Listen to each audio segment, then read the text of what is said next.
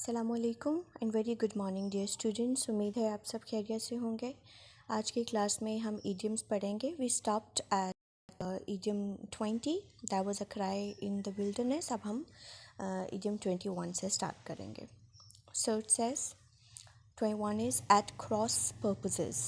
Eight cross purposes का मतलब होता है मुखालिफ नज़रियात रखना, वो नज़रियात जो एक दूसरे से टकराते हों, एक दूसरे के अगेंस्ट आते हों। तो क्रॉस का भी आपको मतलब है कि क्रॉस में वो जो दोनों स्लैंटिंग लाइंस होती हैं, जब आप क्रॉस लगाते हैं तो एक दूसरे के अगेंस्ट होती हैं, ठीक है। उससे आपको ये याद रहेगा कि जब आपके मुखालिफ पर्पसेस, मुखालिफ नज़रियात हों।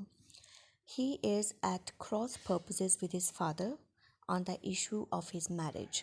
वो अपने शादी के मामले में अपने फादर से क्रॉस पर्पसेस है, मुखालिफ नज़रिया रखता है। Next is a casting vote. Casting vote बेटे एक ऐसा वोट होता है जो फैसला कुन होता है, जिसके ऊपर तमाम दारोमदार होता है किसी भी मरहले का या मुहिम का। The matter was decided by the casting vote of the speaker. ये मामला स्पीकर के फैसला कुन वोट से डिसाइड हो गया। यानी कोई एक ऐसा पर्सन होता है कि जिसकी बात हतमी तसव्वुर की जाती है, तो उसको हम कास्टिंग वोट कहते हैं। A cat and dog life. अब ये किसको कहते हैं? अच्छा, कैट एंड डॉग आपने देखा है कि ये हमेशा एक दूसरे के मुखालिफ रहते हैं और एक दूसरे को बर्दाश्त नहीं करते, ठीक है। तो इस तरह से आपको ये इडियम क्लियर है कि ये हम बोलते हैं एक ऐसी ज़िंदगी को जो हम जिसमें हमेशा लड़ाई झगड़े ही रहें। So the husband and wife are leading a cat and dog life. Husband और वाइफ हमेशा लड़ते झगड़ते रहते हैं। नेक्स्ट इज अ कैट्स पॉ। अब ये किसको कहते हैं? पॉ का मतलब होता है पंजा, यानी कैट्स पॉ। तो कैट्स पॉ होता है कि जब हम किसी आदमी को बतौर आला कार यूज़ करते हैं, हम उसको कैट्स पॉ बना लेते हैं।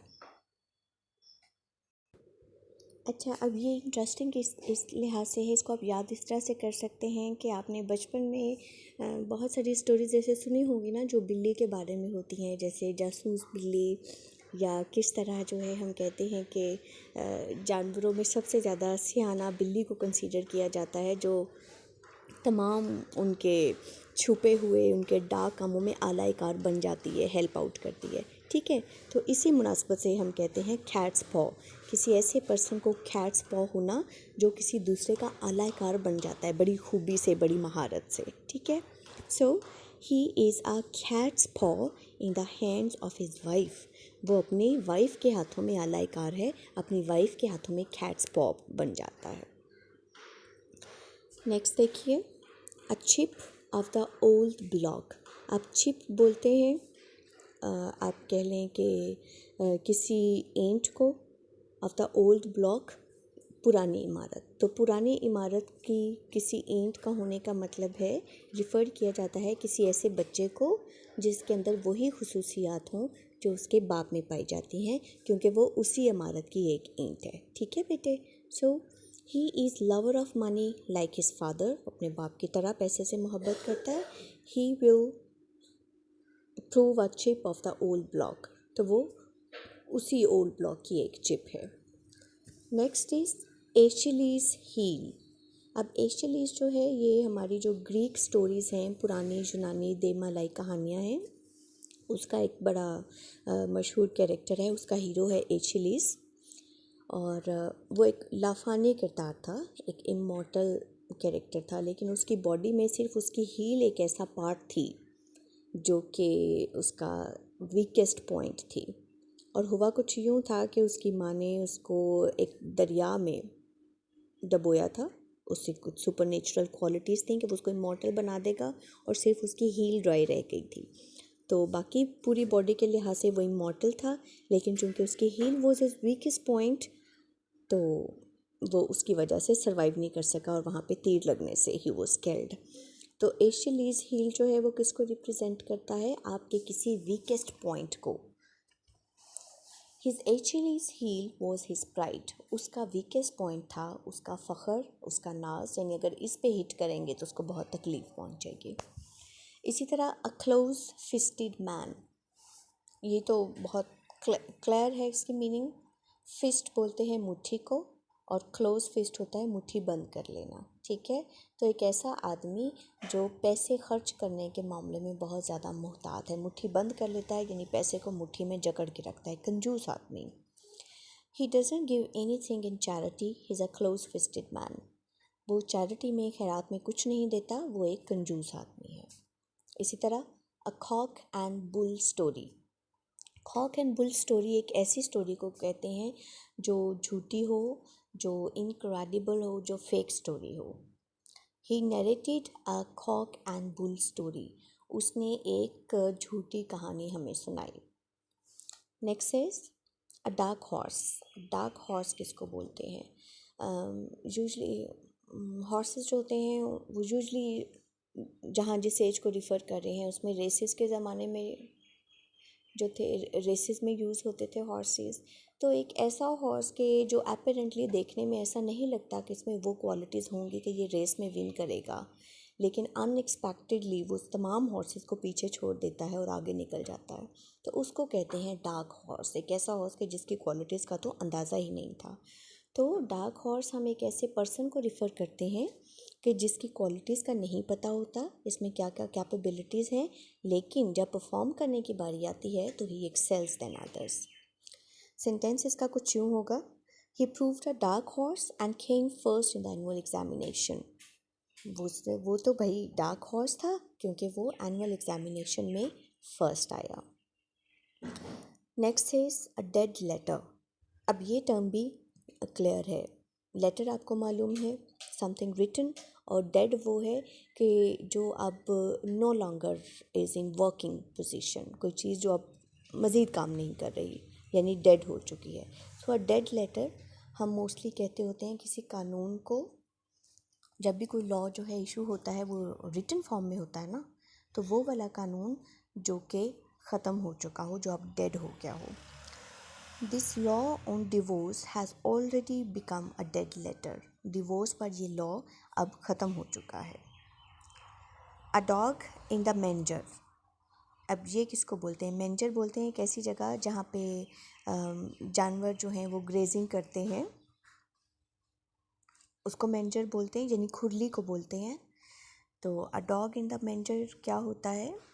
एक ऐसा डॉग दैट स्टेज देयर, जो ना तो खुद खाता है nor he let's any other animal eat this. यानी एक ऐसा पर्सन जो ना तो खुद काम करता है और ना ही किसी और को करने देता है।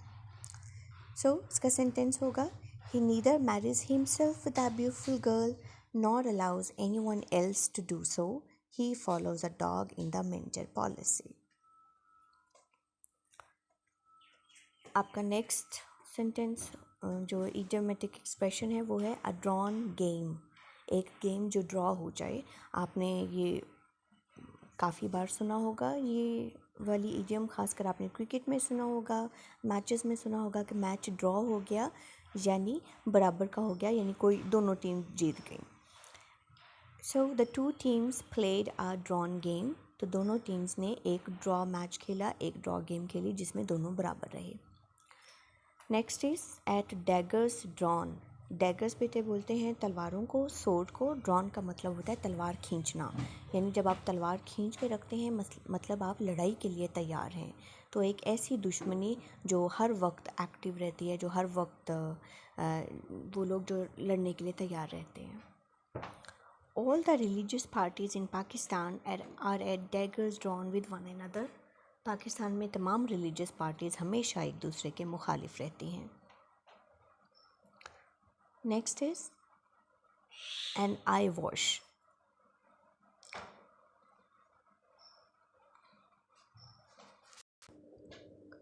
Next is an eye wash.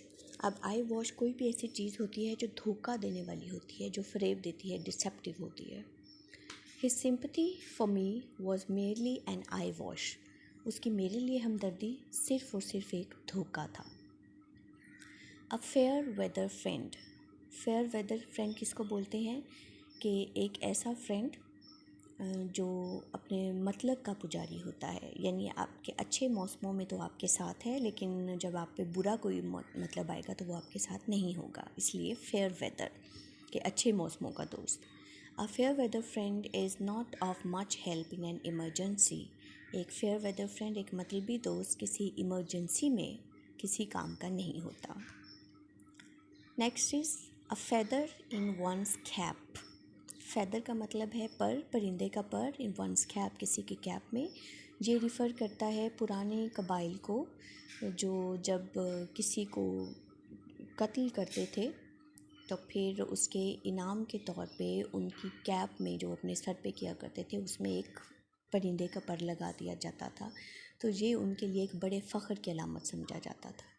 So a feather in one cap का मतलब होता है आपकी कोई अचीवमेंट, आपका कोई तुर्रा इम्तियाज़, कोई डिस्टिंक्शन।